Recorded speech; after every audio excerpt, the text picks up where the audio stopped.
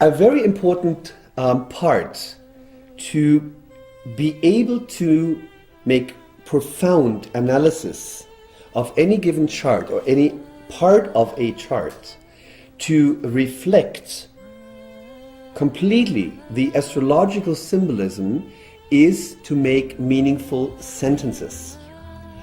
And I've seen, and I still see very often, that many, even professional astrologers, they do not apply the 3 levels that are required for a meaningful statement.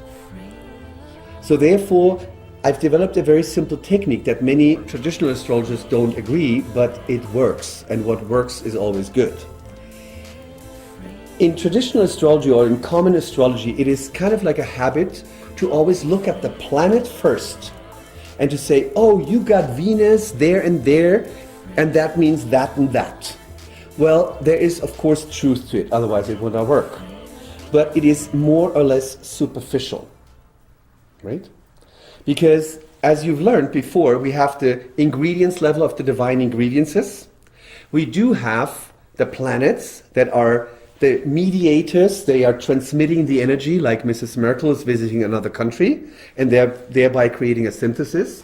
And we have the worldly level. So in every statement, that doesn't mean to have to be in one sentence, but at least in a paragraph, the symbolism needs to be reflected perfectly. Otherwise, your statement will lack of the wholeness that the chart provides in its symbolism and its language. So a very simple thing, even when you practice at home, you take either a chart, and I would recommend don't take a chart of your partner or of someone any close to you. I would even recommend invent a chart. Don't use a chart of a celebrity, because most celebrities have an outer persona, by their PR department and all that, and it has nothing to do with how they really are. Trust me, I know a lot of celebrities and they are very different. Anyway, we cut that out.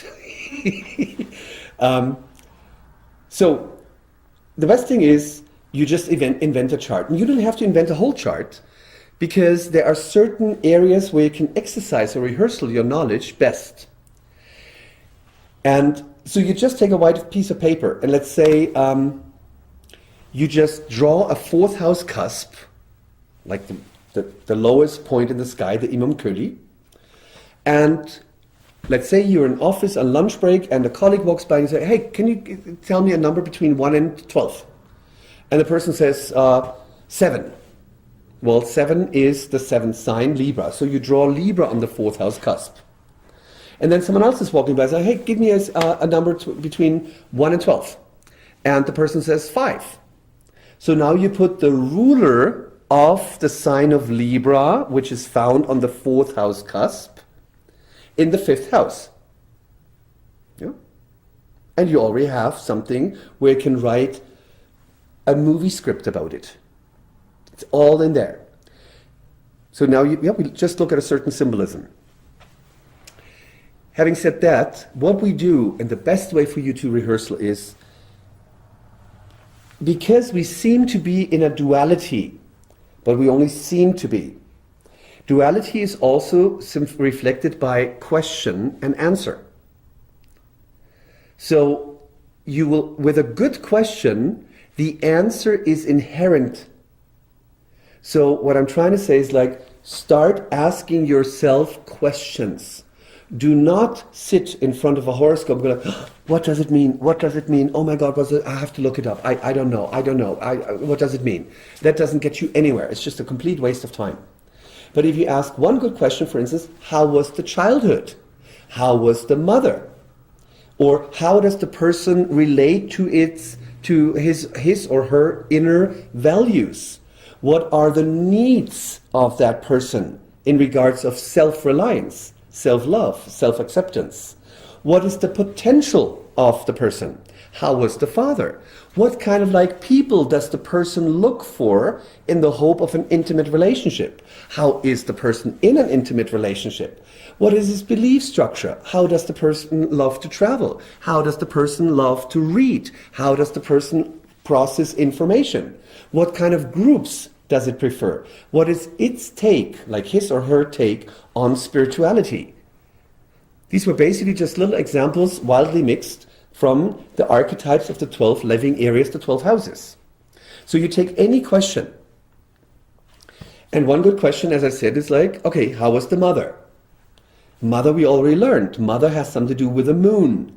Yeah? Because 28 days, which is in correlation with the menstruation circle. So the moon is the ruler of the fourth sign, which is Cancer. But Cancer is the heavenly ingredients. We don't want to look into a natal chart where is Cancer. That's not the first step. We want to look at the fourth house. Because the fourth house is the worldly correlation of the fourth ingredients in the sky, the heavenly sign of Cancer. So we look at the fourth house. So step number one, I will have it listed here.